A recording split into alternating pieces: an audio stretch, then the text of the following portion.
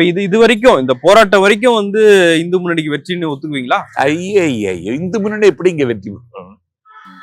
இல்ல இந்துக்களின் எழுச்சின்னு அவங்க போடுறாங்க சார் அந்த கூட்டம். அதெல்லாம் இந்துக்களின் எழுச்சி எல்லாம் கிடையாது. அது எப்படி இந்துக்களின் எழுச்சி வரும்? அதெல்லாம் கிடையாது. இந்துக்களோட சென்டிமெண்ட்ஸ் ஒண்ணு இருக்குல்ல சார்.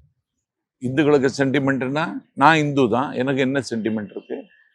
ஆறுபடை வீடுகள்ல கூடுறவன் எல்லாம் இந்த நாட்டுல இந்து முன்னணிக்காரனா?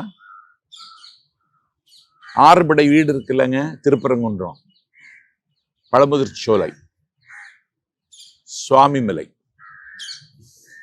பழனி, திருத்தணி, இந்த 6 படை வீடுகள் இருக்குல்ல, இந்த 6 படை வீடுகளையும் வெற்றி பெற்றது எந்த கட்சின்னு தெரியுமா உங்களுக்கு?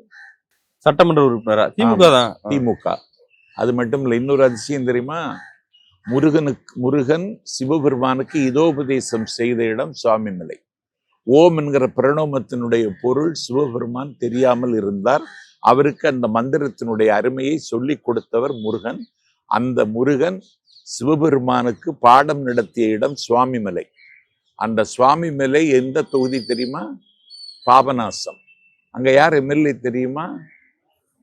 தமிழக முஸ்லிம் முன்னேற்ற கழகத்தின் மதிப்பிற்குரிய தலைவர், கண்ணியத்திற்குரிய ஜவாஹர்லா. உங்களுக்கு ஏதாவது குறை இருந்தா நீங்க போய், உங்களுக்கு ஏதாவது விவரம் வேணுமானா நீங்க சுவாமிமலையில போய் ஜவஹர்லாவை போய் கேட்டா அந்த தொகுதியை நல்லிணக்கத்தை பேணுகிற வகையில அரசு நலத்திட்டங்களை நடைமுறைப்படுத்துவதற்கு ஒரு முன்மாதிரி சட்டமன்ற உறுப்பினராக ஜவஹர்லா இயங்குகிறார். சுவாமிமலையிலேயே நாங்க தான் ஜெயிச்சிருக்கோம், அதுலயும் ஒரு முஸ்லீமை ஜெயிக்க வச்சிருக்கோம்னா இதுக்கு பேர் தான் ஸ்டாலின் ஆட்சி, இதுக்கு பேர் தான் திராவிட மாடல் ஆட்சி. ராமேஸ்வரம் இருக்கிற ராமநாதபுரம் நாடாளுமன்ற தொகுதியிலோட நவாஸ் கனி தான் ஒரு இஸ்லாமியர் தான் ஜெயிச்சிருக்கிறாரு. ஆமா, இப்ப அதுதான் வந்து பிரச்சனையா இருக்கா பாஜகவுக்கு? அதுதான் பிரச்சனை. அவங்களுக்கு வந்து ஒரு மத வெறியை தூண்டி விட்டு ஜெயிச்சுட்டாங்க. அதை நாடு முழுக்க நடைமுறைப்படுத்தணும்னு நினைக்கிறாங்க. அதுக்கு இடையூறாக இருக்கிற மாநிலம் நம்பர் 1 மாநிலம் தமிழ்நாடு, அடுத்தது கேரளா.